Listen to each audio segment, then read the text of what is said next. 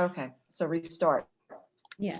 So good morning. This is the New York City Board of Standards and Appeals Public Review Session for April 2nd, 2020, 10 a.m. session, which will be followed by the the public hearing. The following cases will be heard, and these were cases that were originally to be heard on March 17th. 2019 21BZ 223 East 14th Street, Brooklyn. 2019 22BZ 24th 47 95th Street, Queens. 2019 64BZ 1334 East 24th Street, Brooklyn. And 2019 165BZ 1375 East 26th Street, Brooklyn.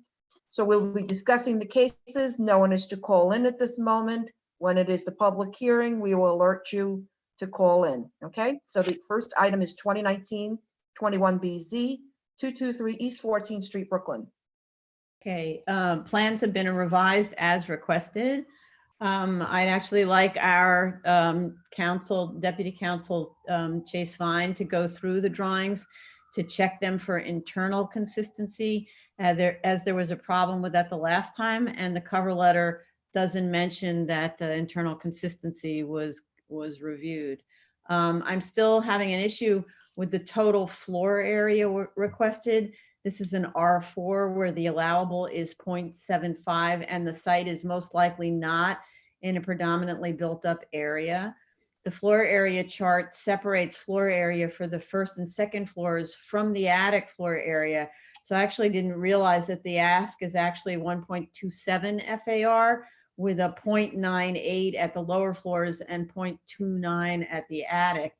In this zoning district, ceiling heights above 5 feet count as floor area, and much of this attic here is lower than 7 feet. So in an R4, the attics are disadvantaged as compared to the R1s and 2s. In a case we heard last week where the underlying FAR was also 0.75, the requested increase was to 1.18. If we were to approve the requested 1.27 FAR, then I'd like our resolution to make very clear that 0.29 of that is in the attic, where floor area includes ceiling heights above 5 feet, and much of the attic, we know exactly how much the applicant should do the calculation, so we have that information. Much of the attic is under 7 feet high, so it's between this case we see in the R1s and 2s where floor area it counts 8 feet. All right, someone's making I'm sorry, Madam Chair, someone's making too much noise. And yeah, I keep hearing feedback on somebody. Okay. I don't know. Go ahead. It stopped. Administrator was making noise, I think. Oh, okay. Thank you.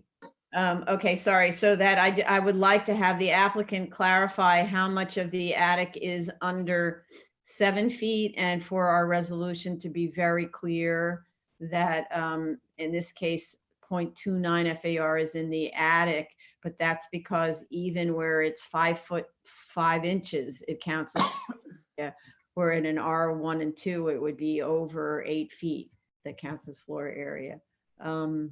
And those are my comments. So I recognize Commissioner Shanda. Just a second. Okay. Okay. I think they are seeking an FAR waiver, and I don't think they've made the argument that the area is predominantly built up. So if I didn't understand your question, I mean, I don't think the applicant is making the argument the area is predominantly built up. They are seeking an FAR waiver, right? Yeah. Okay. No, my comment was that they're asking for a big FAR waiver, 1.27. Last we heard, the ask was 1.18. Either of which are in predominantly built up areas. I don't think the other one would have been able to prove it was predominantly built up. The test is very extreme. So and it was really designed for a different purpose than these little houses on streets. So my question here is, if 1.27 FAR, which is the ask for above 0.75, is okay, then to be clear, that 0.29 of it, so basically all of the portion that's above 1 is in the attic, and the attic is disproportionately affected by the way the zoning works, because anything over 5 feet counts as floor area, and you can't even walk around in a 5-foot space, and it counts as floor area. So I think if we were clear, then it would be sort of used against us in the future. Oh, you let them have 1.27 FAR. If the resolution is really clear that that was because it's in an R4 and all of that additional floor area is in an attic where X percentage of that attic space is under 7 feet, for example. Okay, all That's right. what I'm okay with that. I really had no other further comments on this. Okay. Commissioner Otley Brown? So would it be helpful if we had the applicant literally just list the amount of the actual square footage that would have been counted as floor area if it were in an R1 or R2 district?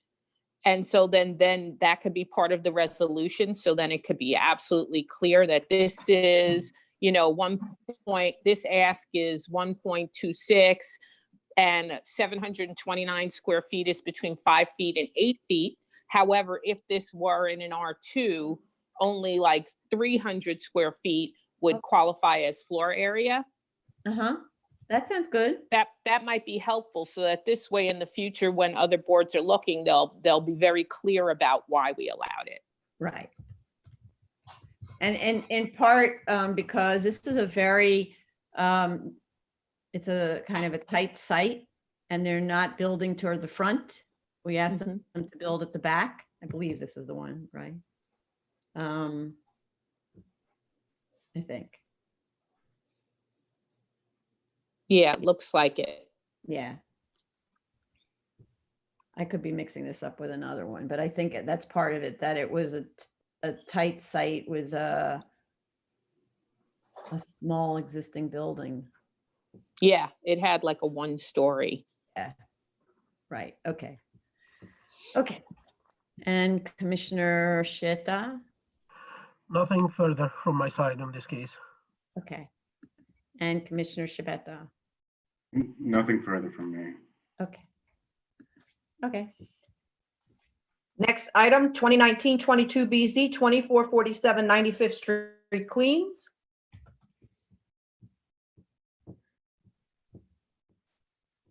Okay.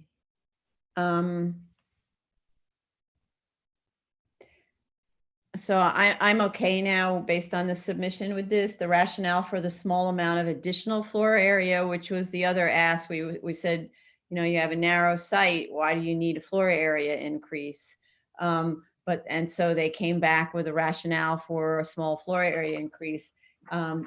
Rationale is one we've seen in other applications, which is that the area of the lot, which is actually far below the minimum required for a one-family home in this zoning district, minimum required is 3,325 square feet. And this lot is significantly, is half that or almost half that, that the floor area does not provide for a viable as of right one family. So I think this is more similar to those kinds of applications where the applicant comes in and says, I can comply with the yard requirements, but I get an 800 square foot house, and how can you live in that? So, Commissioner Shanda? I agree with you, Madam Chair. I mean, the minimum required lot width for this zoning district is 35 feet, and this is not even 20 feet. And with a little bit of encroachment of the abutting building, the requirement would be to provide so much of additional open space that the as of right or even the lesser variance just does not lend itself to allowing for a livable space. And this is something I just want all of us to be mindful of, especially of the case that we heard yesterday on Moffett Street, where we were concerned about the unit layouts and the sizes of the living rooms and the bedrooms. And here, we are seeing living rooms that are 9 foot wide, 9 foot 6 inches wide, and that's really what one concern was. So we do see 9 foot wide living room to be an issue in this area, and so some amount of consistency in some of those reviews need to be mindful of. Well, But otherwise, I'm okay with this project. I mean, on sites such as this one is kind of like, what do you do? The width, Right.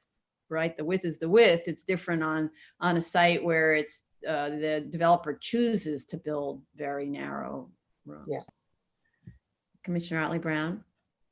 I think that the ask is reasonable. I think that they have backed up their ask by showing that there are 21 other homes that are less than 20 feet wide with an FAR range from 0.7 to 1.11. And that gives them the 1,225 square feet. And without that ask, they would be limited to 924 square feet, which is really an apartment size. Who would build a house to have only 924 square feet? So that's why I'm definitely supportive of the application with the floor area ask. Okay, great.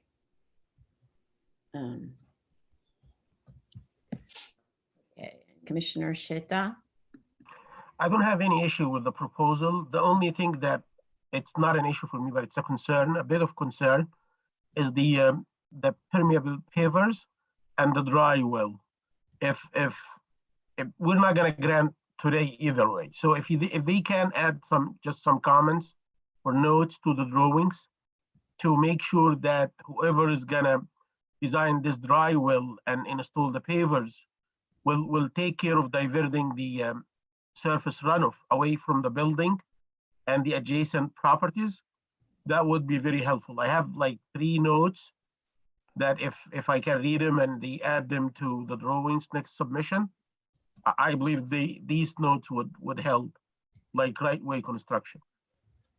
So the first one should be design permeable pavers bidding to avoid flooding at subject and adjacent properties.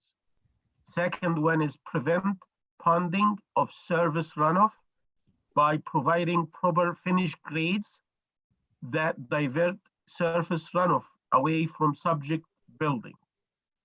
Third one, design the dry well with proper size to prevent flooding. So if they can just add these 3 notes to the site plan, so whoever is gonna build that house, make sure that the drainage and the configuration of the pavers is done right. Mm-hmm. I have a question about that, though. I thought the whole idea of permeable pavers is so that you are reducing surface runoff to the adjoining properties or like right into the cellar of this property. If they are designed right, the permeable pavers do 2 things.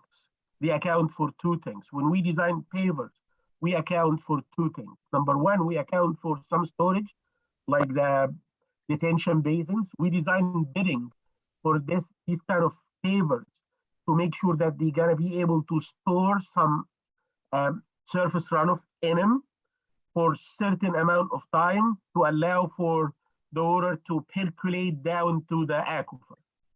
But if sometimes you get extreme storm events, and if you get that, you don't want the water pond to some places, especially that pavers are proposed next to the building, and the building will have a basement. So I don't want to stress the foundation wall of the house by ponding water. So if the pavers are able to just store in the bedding layer, which is the first comment, the first note, by the way, the bedding should be designed to allow some storage. The second one and the third one, if the storage is beaten by the kind of the storm event, the surface grades should allow this water to flow away from 2 things: adjacent properties, you don't want to flood the adjacent properties, and the subject houses. Right. And of course, the final destination for this is the dry well. You want to make sure that the dry well is big enough to allow for the water to move down. Okay, so the permeable pavers subject, the reason they're shown is because this applicant came on the same day as another 2 applications that we saw yesterday, where those on Fletcher Street, those applications were designed, the entire site was designed for sustainability with permeable pavers and sorry, the landscaping that allows for that, right? And so I said, well, why shouldn't this site be using that same type of thing at a time period when you should be much more aware of sustainability needs? And so the architect responded by doing permeable pavers. Okay, so I don't want to punish them for having followed our instructions. If it's just notes that the design has to take that into account, that's different, but it's not that they did this at our request. Yes, I totally understand it. It's not a punishment. It's just, it's a help actually to them. If they're gonna hand these drawings to a builder who's gonna build this house, if this builder doesn't know, you wanna alert him, hey, you're installing pavers. These pavers are not just, you know, some crushed stone, and it's not just some pavers that put nice. We have a purpose. The bedding should be at a certain thickness, and it should be done right. Okay. So it's kind of a help for them. Okay, thank you. And Commissioner Shibata. I think the ask is reasonable, considering the realities of this property. I have nothing further to add. Okay, thank you. Okay, 2019-64 BZ, 1334 East 24th Street, Brooklyn. Okay, the requested corrections were made, so I'm okay with this. Commissioner. I do have a comment, and I think maybe Mr. Vine can verify that. In the attic level, there are two roof decks. One is located in the rear and the other one along the north side yard. The deck on the north side yard is being counted in floor area. It is an open area that is open to the sky and would not be part of floor area. So that should be eliminated and the floor area should be revised. And at least based on the graphics, it has not been hatched out. So if it has not been hatched out, I'm assuming it has been counted in the floor area. Maybe that's an error, so the applicant can verify that. So. Huh, okay. Weird. Okay, thanks. Anything else? Otherwise, I'm okay. Okay. Commissioner Otley Brown. No comment here. Okay. Commissioner Sheta. I have no comments on this. Okay. And 29, I'm sorry. Go on. oh no, I'm not finished with the commissioners. Hello. Oh, sorry. I'm sorry. When I said hello, my phone said hello back. So. That's Siri. Commissioner Shibata. Nothing further from me. Okay. Okay, just 1 second. Okay.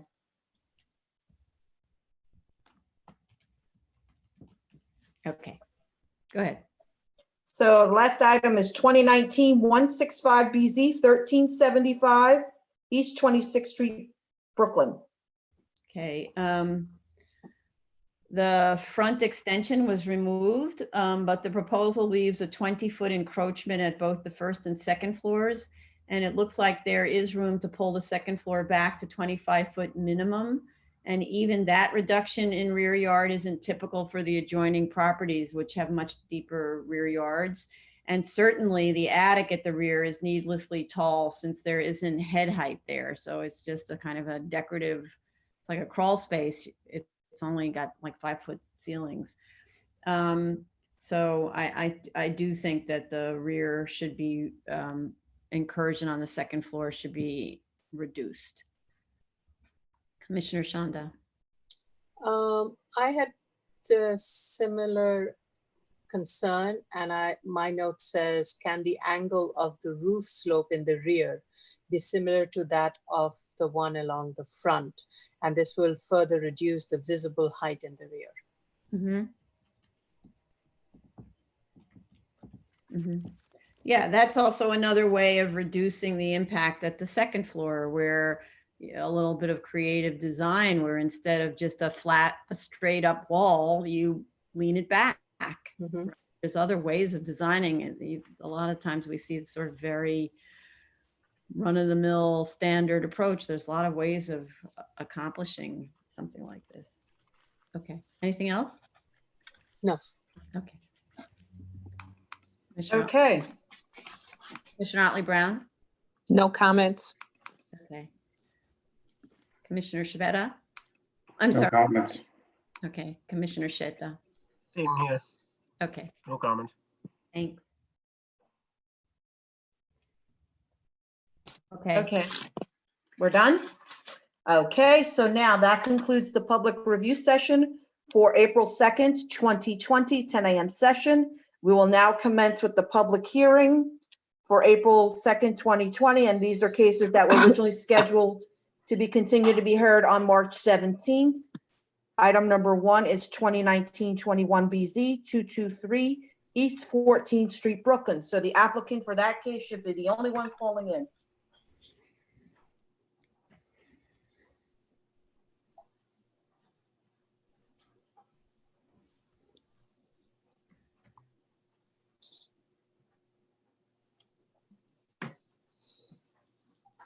Call-in number is 646-558-8656. Meeting ID number is 590-374-488. Password is 065916. If you can't see it across your screen. Is anyone in the waiting room? nope, not so far. We have, this is 2019 21 BZ. BZ. There it is, Richard. Okay, there we go.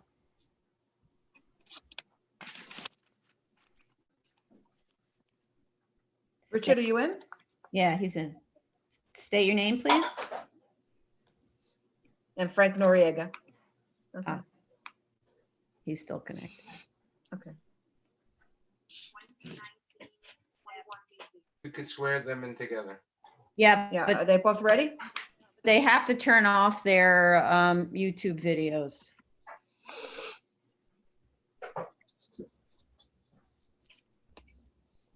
State your name, Mr. Lobel and Mr. Noriega, please. Richard is, oh, okay, there we go. Hi, I think Frank is going to speak on this. Okay. That's correct. Oh, hold on. I can turn on my video as well. There we go. Okay. So raise your right hand. Do you affirm to tell the truth, the whole truth, and nothing but the truth in your testimony before this board and to respond honestly to board member questions? I do. Okay, proceed, please. Good morning, commissioners. I listened to the review session and it sounds like the only questions have to do with FAR and the attic space particularly. And I'm looking at, I just want to point out that on the proposed plans, the majority, or not the majority, but a good portion of the attic space is really kind of a hallway to access storage space as well as provide windows to the central core where there is a single room with a bathroom.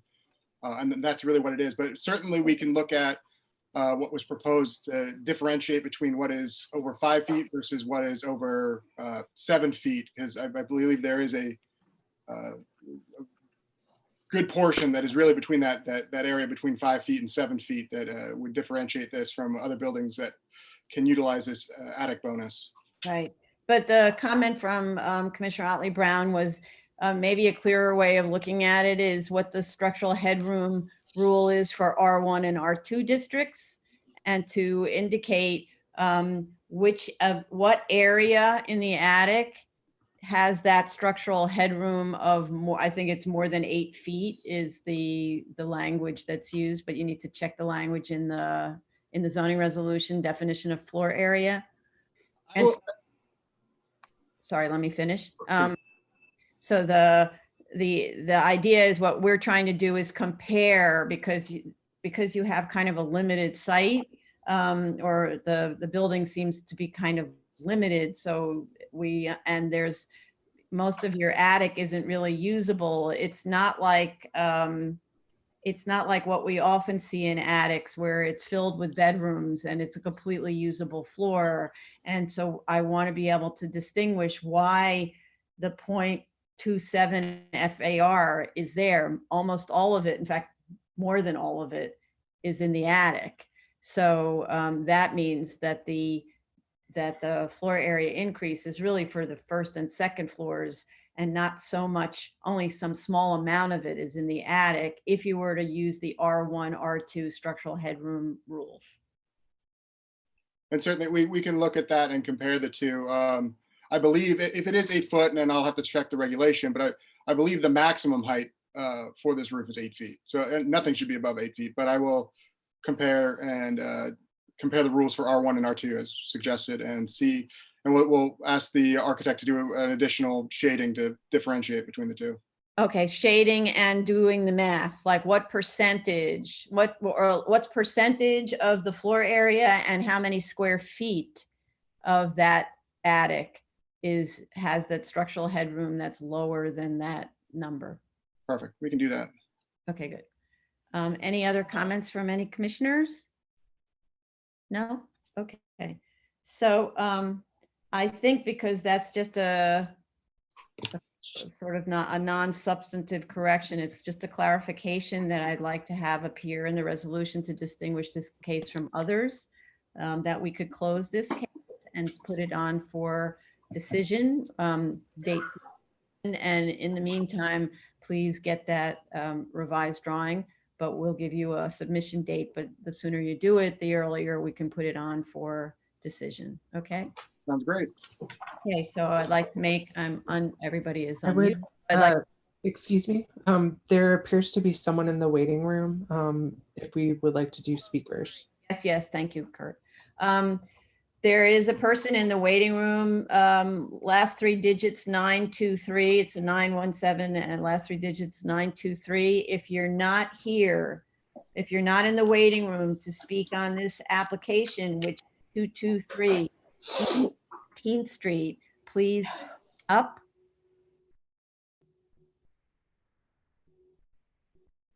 And if you don't hang up, I'm going to admit you to discuss 223 East 14th Street. I know there's a time lag, so. Admitting.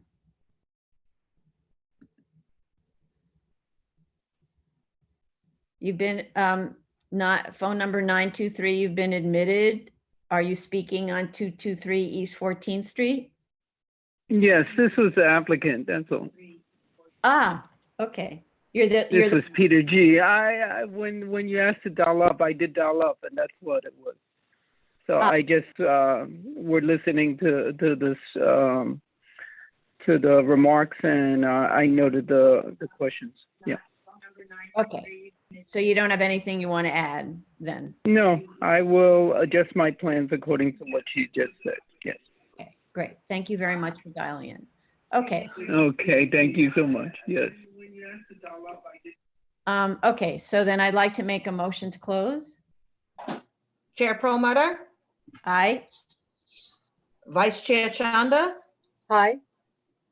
Commissioner Hartley Brown, Aye. Commissioner Sheta, Aye, Sal is not muted.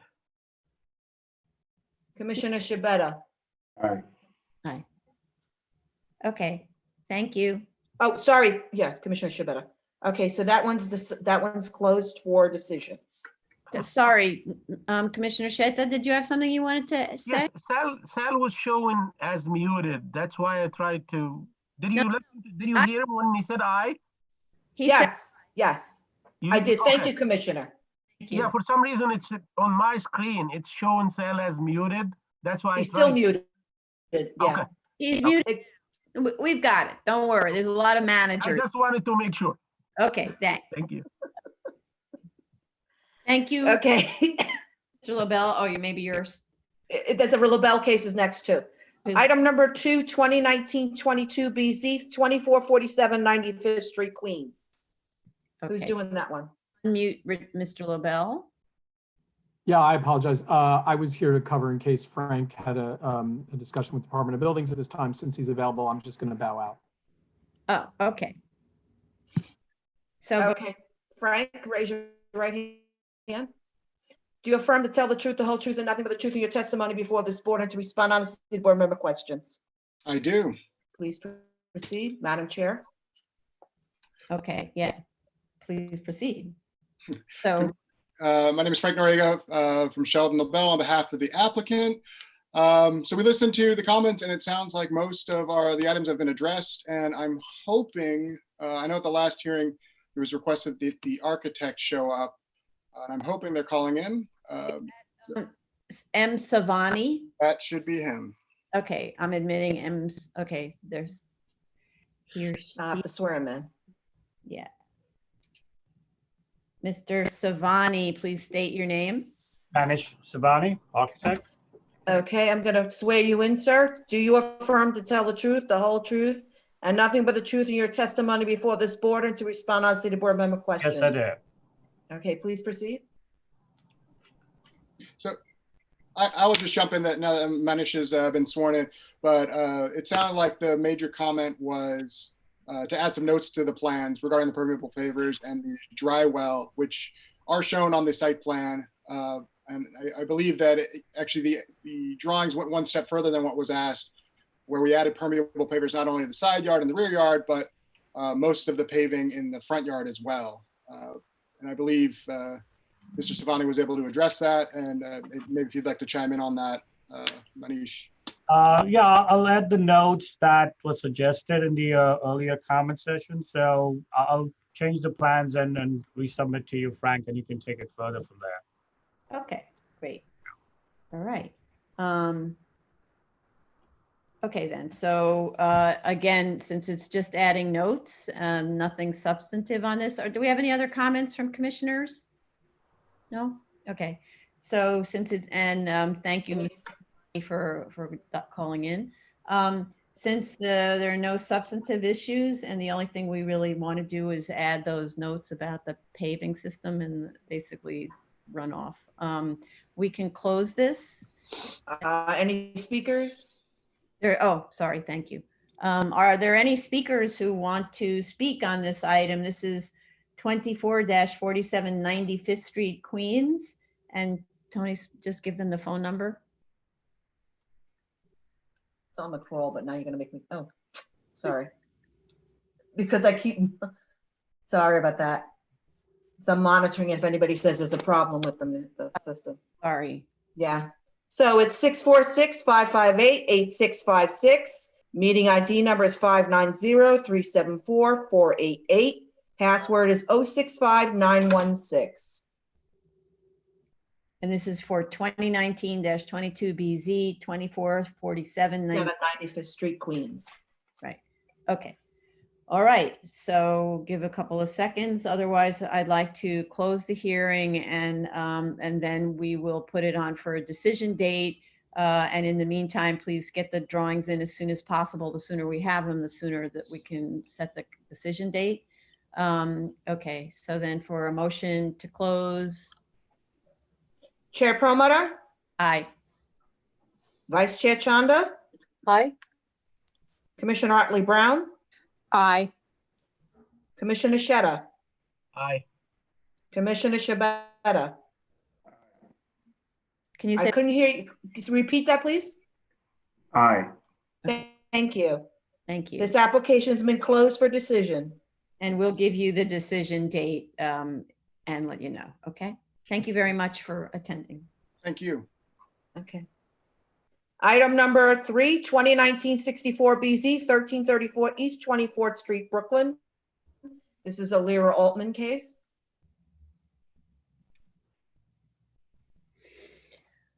Okay.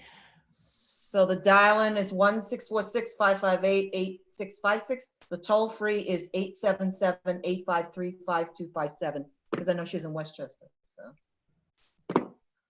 There she is. Okay. Yes, Lyra. Okay. There we go.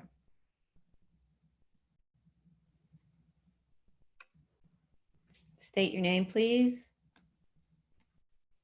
Sarah Altman, for the Law Office of Lyra Altman. Can you turn up your sound and turn off your YouTube video? My YouTube was already off, but let's see if I switch phones. Is that better? Yes. Yeah. Okay. Okay, let me swear you in. Great. Do you affirm to tell the truth, the whole truth, and nothing but the truth in your testimony before this board and to respond honestly to board member questions? Of course. Thank you. Proceed. We heard your comments earlier today, and with respect to Vice Chair Chanda's comment on the roof deck on the attic, it was actually intentionally included in floor area. Under Zoning Resolution Section 1210, Floor Area Definition, Section N, floor space and exterior balconies or in open or roof terraces must be included if more than 67% of the perimeter is enclosed. If you look at page P5 of the plans, you will see that more than 75% of that deck is actually enclosed by walls. Therefore, it was included in floor area as required. Good. Okay. That's being cautious. That's good. Okay. Great. All right. Thank you. All right then. So I don't think there were any other comments. So are there any other comments from the commissioners? No? Okay. Then again, I'm going to ask for Speakers. public to dial in if they would like to speak on this. 646-558-86456. Meeting ID number is 590-374-488. Password is 065916. It's shown across the crawl, but just in case. And it's case number 2019-64BZ, 1334 East 24th Street. Let's just give it a couple, 10 seconds.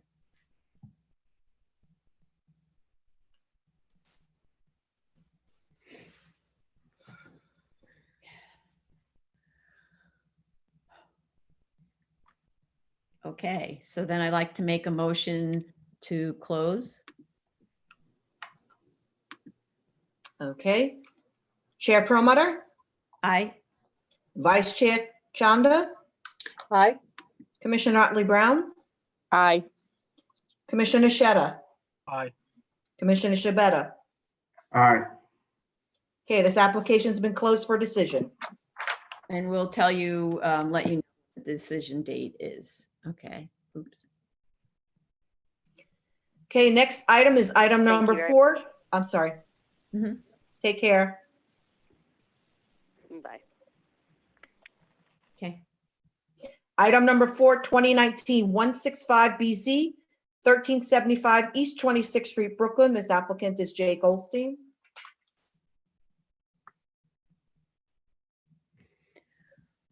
Okay, he's signing in. Take care. Turn off your YouTube, Mr. Goldstein. Off. Okay. Do you affirm to tell the truth, the whole truth, and nothing but the truth in your testimony before this board in response to the board member questions? I do. Okay. First of all, Proceed. I hope everyone's healthy and safe. Jay Goldstein for the applicant.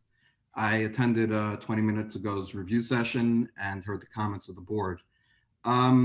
With regard to the comment regarding the attic, I understand the board's concerns and I understand the board's comments, and we can lower the roof. With regard to Vice Chair Chanda's comment, I believe it's a good suggestion that we can look into to try and preserve as much of the second floor as usual, as able to. The reason that we're going back, as explained in my papers, to 20 feet at the second floor is because this is a semi-attached home and we were trying to not impact the roof line from the front of the street. We did do a significant amount of work to show that the surrounding homes, although the one that's directly attached to us has a larger than required rear yard, the remainder of the homes directly behind us all have rear yards that are significantly encroached upon. And the home to our right would be separated from us or the rear yard of that home would be separated from our lot or from our building by 20 feet. So we feel that trying to balance the need for additional space in the homes and to keep the single family or the semi-detached home from the streetscape consistent, that the 20 feet at the rear is justified in this situation. That said, we will work on the slope of the roof. Maybe it could be less impactful, similar to what's done in the front. And we hope that that'll be a solution that allows us to retain as much of the square footage for these bedrooms as possible. So when you say significantly impacted of the neighbors' rear yards, That's not shown in your diagrams or any of the materials that you provided. It doesn't show severely impacted rear yards. So I went through in my latest statement of facts, lot 80, if you, I guess we can do it with the aerial views that I showed, and then we can look at the pictures as well. I'm sorry? You know when they were submitted? It was in response to this hearing, so February 26th, I believe. Okay, yeah. Page 8 and 9 of the statement of facts discusses this in detail. But we can kind of do it together if you want. Lot 80 was approved by the board. It has 20 feet. Slow down, slow down. Where are you talking about? Aerial photograph? Aerial photograph, yeah. So, but we don't know, you didn't give us information about what that is. I did in my statement of facts at page 8 and 9. Okay, so what is the actual? So lot 80 was approved by the board. It has 2 stories at 20 feet, and the 3rd floor has a full attic height, but it's set back maybe 2 feet. Lot 82, lot 84 which is directly behind our property for most of the property, has 2 stories at 25 feet, and the 3rd floor is only slightly set back. It has a full 3rd floor. Lot 86 has 2 stories at 22 feet, 3rd floor set back slightly, and you can see from the aerial photo that the entirety of the ground floor has this 1 story, I guess it was a garage that was converted, I don't know. But it takes up their entire backyard essentially. Okay, but that's 1 story. Can't I'm sorry? use 2nd story, right? So But what it means that nobody's going in their rear yard over there. So that's the purpose of that, of showing you that. If you have a structure there, you're not going for outdoor space. So the fact that we have a 2-story addition that's gonna maybe be within our rear yard or encroach into yours doesn't mean you're not gonna be outside, you're not gonna feel it. No. So yards have many purposes. One of them is to have a playground and barbecues and things like that. The other is called light and air.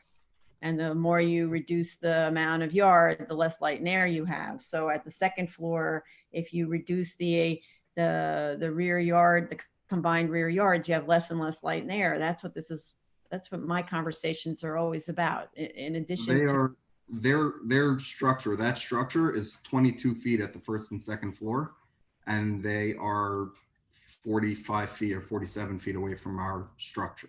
So if they're at 22 and the others are at 25, how do you justify 20? Because the others had the ability to put on a 3rd floor on their building and realize a larger FAR and recoup the space that they lost or that they would lose at the rear yard. Since our building is a semi-attached building, we don't have that luxury, or we don't want to, or we can't encroach on, or we can't change the roof line of the full structure. So therefore we have to regain that square footage in order to allow for bedrooms. Again, this proposal is not seeking open space in an attic or open play area. It's seeking bedrooms to accommodate a family with a number of children. So it's not an ask for open space or playrooms or anything like that. It's specifically an ask to recoup floor area, which is necessary for bedrooms. Again, our ask is only, I think, 0.83 FAR. So we're not asking even for the 1.0 FAR that's usually asked for in these areas. Wait a minute. So, but you are reducing, you're not providing the required amount of open space. No, but what we showed in our statement, this is one of the cases where we provided the open space ratio study, and we're well within the 29 other properties have the similar open space in this area, and it's well within what the board approves for this area. No. But you said you're not requesting a waiver for open space. It's not correct. You're requesting. No, that's not what I meant. I said we're not requesting. Usually when we request these houses, we have an attic that's just open space, open play area. We're not requesting an attic with open play area. We're requesting a home that can accommodate more bedrooms and larger bedrooms to accommodate our children. Right. So it's strictly, the home is strictly there. It's not you know, I know a comment or a conversation we usually have is, why do you need so much attic space? How could we reduce the third floor? In this situation, we don't have that scenario. Any reduction at the second floor will be a reduction in bedroom size that is necessary to accommodate our family, and we can't, you know, take that space and recoup it on the third floor or on an attic, because with semi-attached houses, we don't like to put the attic space up there. Okay, so here's the compromise. Mm-hmm. The second floor and begin to slope the wall of the, and I'm going to recognize the two commissioners also, who have Shonda and in just a second, take the second floor and wall, and instead of it going up vertically, begin to slope it back. So as if Similar to Commissioner Shonda's recommendation? yes, if I'm going to recognize her, she's on mute. Okay. No. Go ahead. So yeah, what I was going to suggest that maybe from second floor above, from the height of 5 feet, the roof starts sloping. Yes. So this way you have a very much of a feasible bedroom 100%. with a reasonable roof height throughout the entirety of the room. And then it also addresses the chair's comment about the height of the attic. Yeah. Correct. Okay, I have no problem with that. Okay, I'm going to recognize Commissioner Otley Brown. I was just going to state that I was sympathetic to this applicant's case, being that it is a semi-attached home, and usually we force the enlargement in the rear because there's not much they could do in the front without really disrupting the flow of the uniformity of a semi-detached home. So that's all I was going to say. Okay, I think we've come to a compromise where kind of everybody gets what they want. So that works for me too. Great. Okay. Appreciate it. All right then. Are there any other comments from any other commissioners? All right, and so I'm going to ask again if there are any member of the public online who would like to speak. This is application number 2019-165BZ, 1375 East 26th Street, Brooklyn. If so, please dial in. The number is on the YouTube video banner, I assume. And if it's not, 646-558-8656. Meeting ID number is 590-374-488, and password is 065916.